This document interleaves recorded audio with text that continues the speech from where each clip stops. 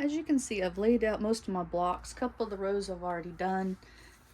And now we're almost to the end. So I've laid them out, and you can kind of see there's a little wonkiness going on with it. That's because the numbers, the colors, all the things weren't always on point.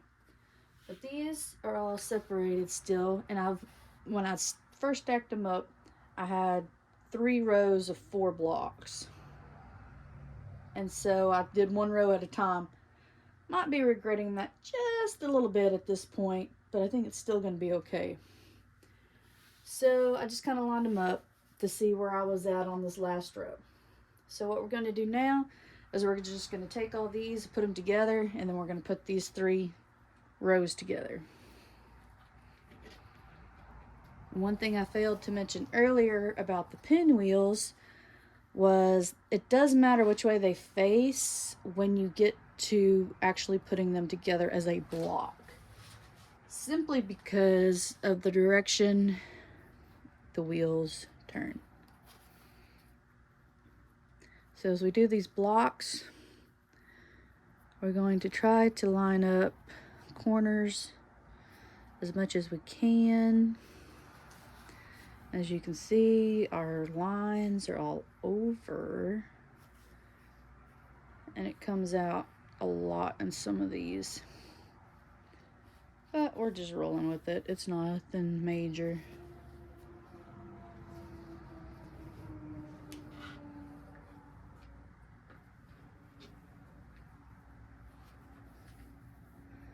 Line up all of our seams. Some of these, like I said, are really off. Like this one.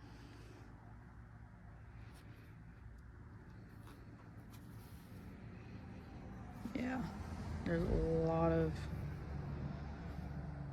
gap issue with this. Just cattywampus as I'll get out. But it's alright, we're still gonna roll with it and fix it with our seams.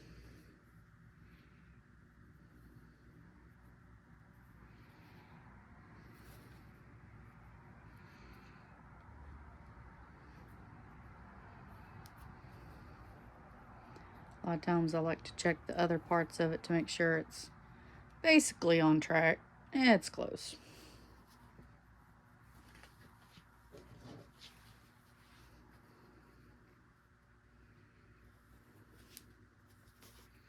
I like to start in the middle and work my way out, because sometimes if you don't, you get things even more cockeyed, especially with working with projects like this. It ends up super cockeyed. Not that I have any experience with that. Yeah.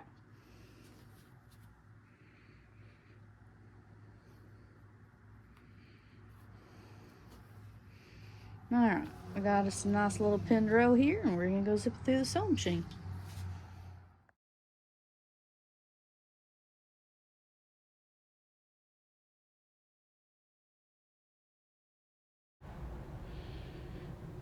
One of the things you'll notice is while I'm sewing this together, I'm constantly checking and lining up my blocks where the seams go to make sure that it's going to be as straight as possible, especially with this cattywampus little piece.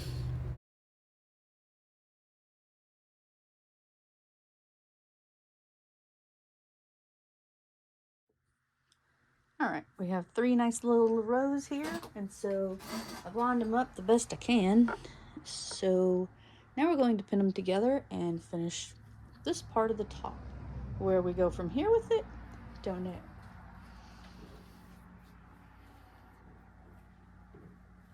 So we line it up, like I said, like start in the middle. So we're going to try to line points up here, these points right there. Pin that. And you can already see everything's off. So we're going to skip a point, go to the next, or skip a middle, I should say, and then go to the next. At that point, pin it, It's getting a little closer. We're going to pull a little bit, tug it a little bit on our fabric, line those up. This is really off here, but we're going to go ahead and make sure these line up good on the end. Pin that. Not going to worry about that little bit of overlap because we can fix that as we zip it through the sewing machine. Come back down the other side, do the same thing. Get our points to match up. There. Come back down. Oh boy. This is real fun. This is going to be one of those sewing machine fixes as we go along. It probably is going to be a little bit off because I don't really want to pull a whole lot on that with this. But it's not going to be too far, so it shouldn't be too bad. Then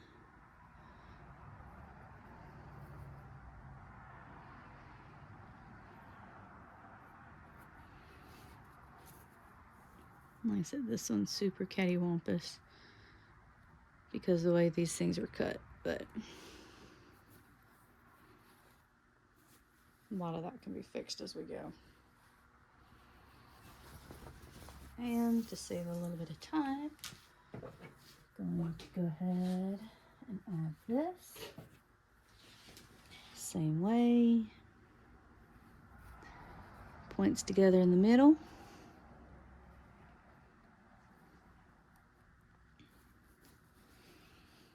Skip down to the next. Them to line up. And when you're zipping it through the sewing machine here in a minute, eyeball it as you go and try to keep the straight line going through all these little blips like this.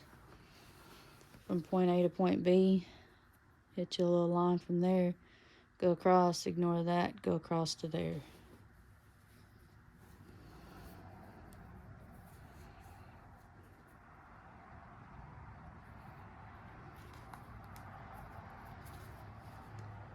And this is a little bit off. We're hoping that this fabric stretches somewhere in here between these points. Because that underside right there goes really low. It should be okay. This is after we take it through a sewing machine. We'll definitely double check.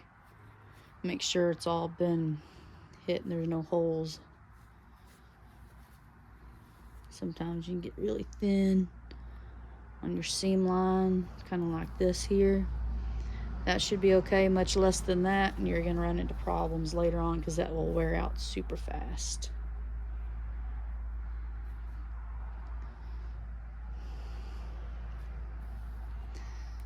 Alrighty.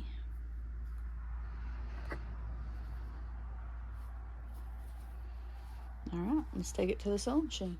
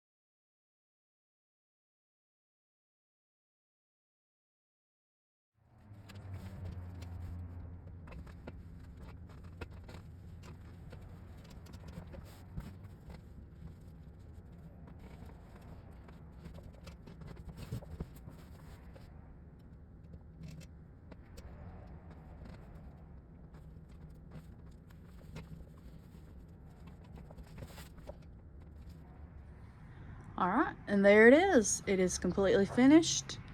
Well, our pinwheel part of it is completely finished.